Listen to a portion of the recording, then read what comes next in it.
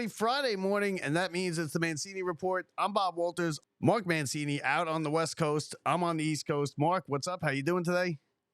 Well, listen to the show that's sweeping the country, man. I'm feeling giddy here on Memorial weekend here. This Yeah. is great, man. I Happy mean, summer. look at everything's going on. I mean, you got hockey playoffs, the Final Four, basketball, the Final Four, baseball. Pittsburgh's going to host the NFL Draft Oh, 2026. Yeah, I'm jacked. you like the NFL. Have you ever gone to the NFL draft? I haven't, but these things are Oh, turning into Mardi Gras settings, man. yeah, it does. They had it here at Radio City forever, and people would like line up, and I can't with the NFL. The NFL, and God bless them, they do such a great job in marketing because, like, you wouldn't be like the NBA draft is in Pittsburgh, but here you are, first thing you're saying, and the NFL Let me draft. tell you, hey, Bob, these things are crazy, man. Detroit won. They took Motown and just threw that thing somewhere up in Canada. Now they got Green Bay next year.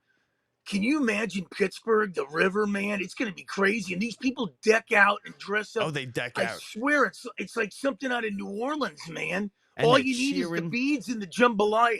But it's funny because when they'll show like a team picking 5 years later, 5 years earlier for a player and then they're booing the guy and they're booing him, and it turns out he's a great player. So it always ends up funny. Now, Yeah, maybe they'll throw Roger Goodell in the Allegheny there, man. oh, everybody, you know what? It's you know what booing the commissioner is like a trendy thing. There's no reason to boo the commissioner. It's, you know what I equate it to? It's like when the pitcher throws over the first and the whole stadium boos. I never understood that. Why does anybody? But you know what, Roger Goodell?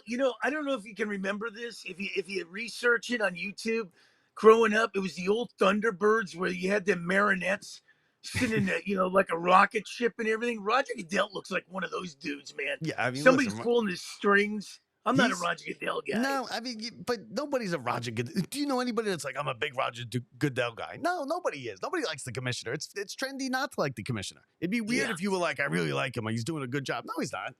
But he is doing a good job because he's making the owners a lot of money. So that's really his job, you know. And it's that's kind of like looking at Adam Silver. Adam Silver has a face for radio, not TV. Yes, Adam Silver is, he makes me and you look good, Mark.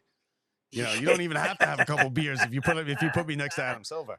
So last night we had hockey, like you said, hockey, basketball. Let's start real quick with the basketball. The Celtics, who should have lost game one. Let's be real. They should have lost that game. The Pacers had it won. They gave it back. They didn't foul with up three with seconds to go. The guy hit a three from the corner. Are you somebody who likes to foul? Do you like that? I don't like the rule, but I think it's the right play to foul when you're up three, last possession of the game. Well, the foul takes about a half an hour to play. I mean, let's face it. The Sixers and the Lakers are probably scratching their heads. How did they let Jason Tatum go? Jason Tatum, to me, is a great guy. Very, I've interviewed him a few times. Good character. And boy, I'll tell you, he just fits Boston. I mean, you could take guys away from him left and right. And look at what that team has done. He's like Celtics Paul Pierce. Paul Pierce fit Boston perfectly. Yeah, they just fit the city. They fit that lunch pail mentality. And but they should have lost game. They should have lost game one. Pacers are gonna now. This is gonna be over now in 5.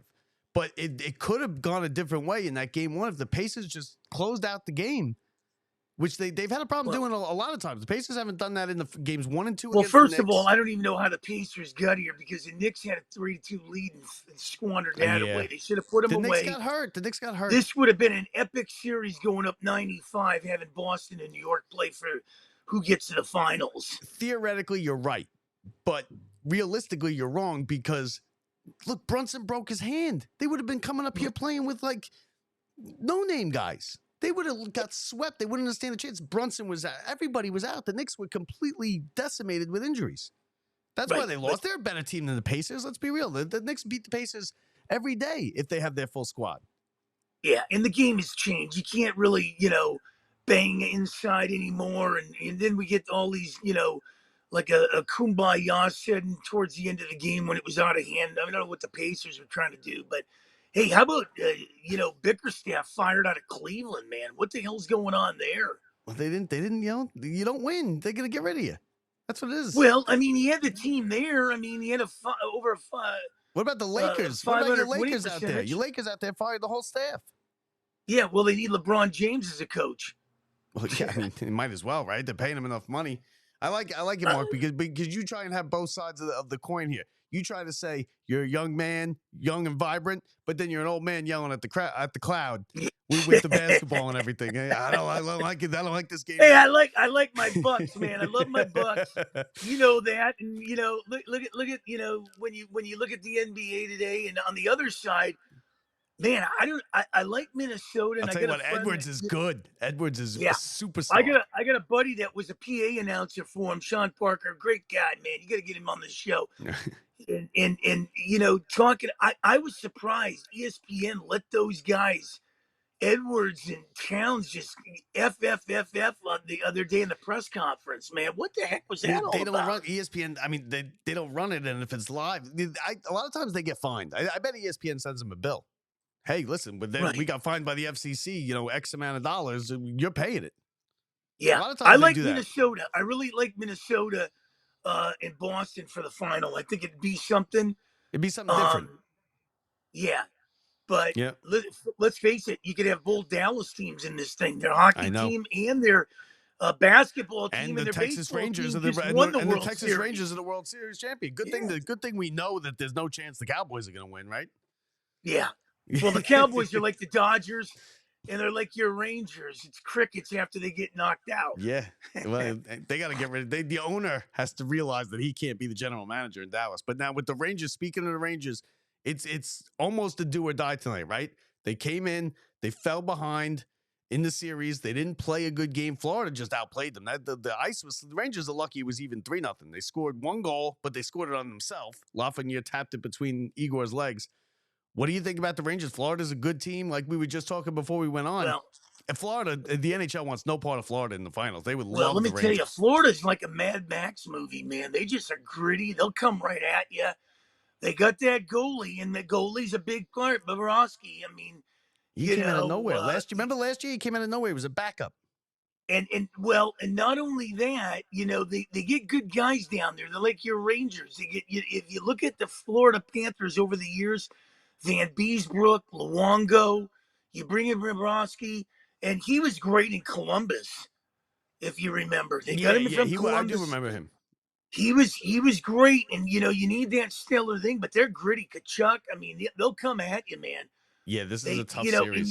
You usually look at these teams that kind of get knocked out in the Stanley Cup, and they come out with fire in their eyes the next year. And I mean, they're they're not giving up. You're right. You're absolutely right about that. Because remember last year, they were the 8th seed. They came out of nowhere, right? They beat Boston, who had the all-time regular season. Then they rolled through the playoffs. Then they ended up getting swept by Vegas. But you're right. Now all of a sudden they're a powerhouse, and it's basically the same group of guys. Yeah, and their head coach is kind of like, he throws the one-liners, and he looks like he fell out of Yale. Yeah, he's a good. He does. If there's somebody that you could, I mean. If there's somebody that you could say, oh, he's a Duke basketball player in the past, Paul Maurice is somebody that you'd be like, hey, he's a Duke basketball player. It's like who's the guy on the Pacers, the white guy? What's his name? Rick Carlisle? No, not the coach, the player. McConnell? McConnell. If there's a central casting for a Duke guy out of Duke, it's McConnell. Oh yeah. And you hate him. You hate him for it. But he is central casting right out of Duke. I know he didn't go there, but he looks. Talking about the colleges, man. They're going to start paying these guys. About time. Yeah. Well, I mean, listen. There's nothing they could do now. There's nothing they could do. The court ruled against them. Against the NCAA. I love it because now the NCAA is basically powerless, and they were such a greedy, terrible organization for the longest time, suspending these guys because the coach pays for a flight to a funeral. Yeah, they let them try out their new car, and then the university goes on probation.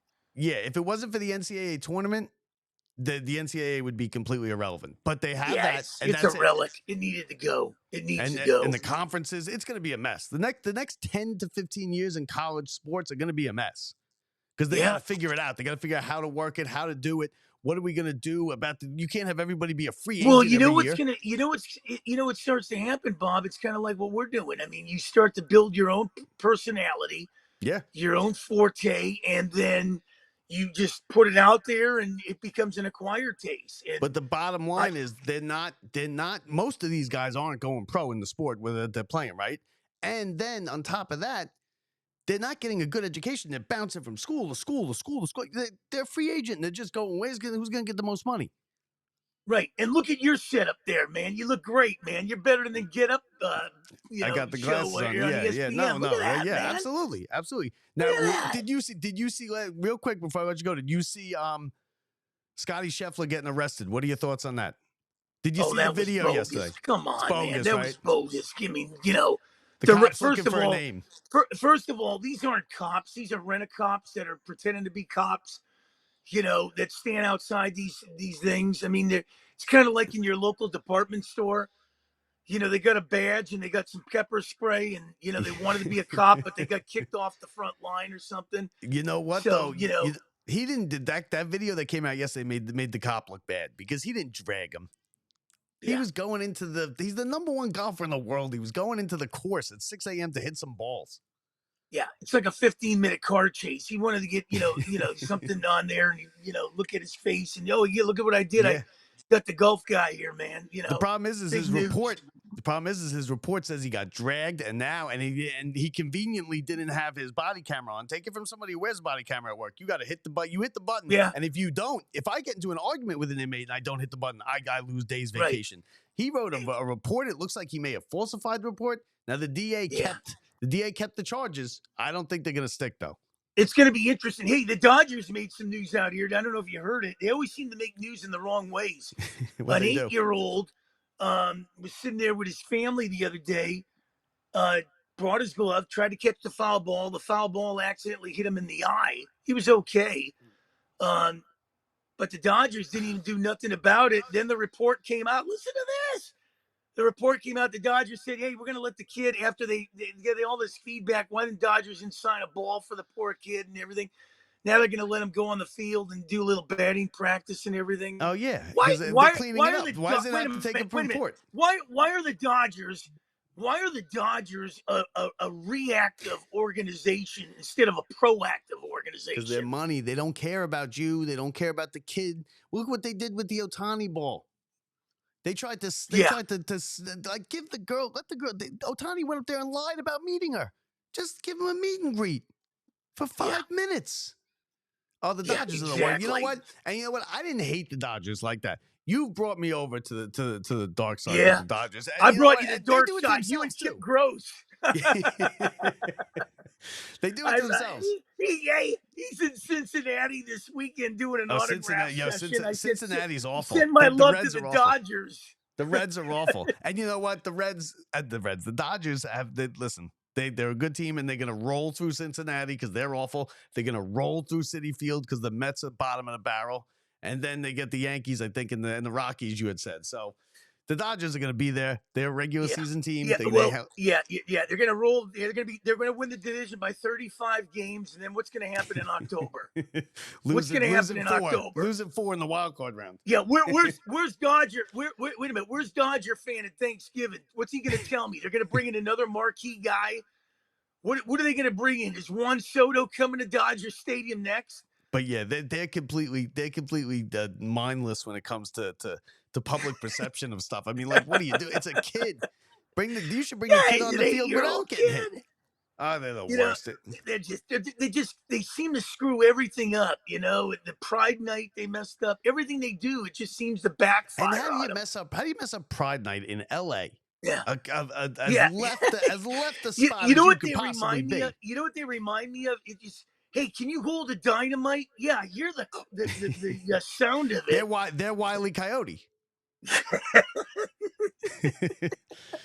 His name is Mark Mancini. We're with you every Friday. Mark, I love you, buddy. We'll talk to you next week. I love you. Say hi to the lovely wife, the nice daughter there, everything. I can't wait to do this next week, man. This show is going to blow up before the end of the year, except we're not holding the dynamite. It better, because I don't want to start paying you. I heard you got an agent these days, Mark. Catch you later. Have a good one. Later.